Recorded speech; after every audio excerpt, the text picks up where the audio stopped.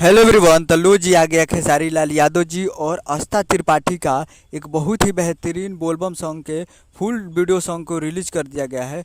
और इस गाने को लिखे हैं अखिलेश कश्यप जी और इसमें म्यूजिक दिए हैं VR वर्मा जी। और इस गाने को गाए हैं खेसारी लाल यादव जी और शिल्पी राज जी, जो कि आपको स्क्रीन के ऊपर दिखाई दे रहा है। जिस सॉन्ग का टाइटल रखा गया है टैटू महाकाल के, जिसका टाइटल है टैटू महाकाल के।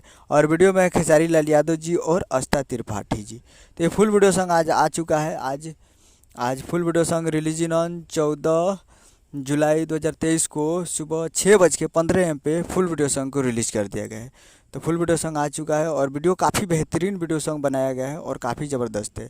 और अखिलेश कश्यप काफ़ी ज़बरदस्त ये वीडियो सॉन्ग लिखे भी है गाने को और ज़बरदस्त वीडियो सॉन्ग भी बनाया गया है। तो नया नया चैनल से आया है मनस records present Bhojpuri YouTube channel से। मनस records present Bhojpuri YouTube channel पर जाइए और फुल वीडियो सॉन्ग को देखिए और प्यार दीजिए।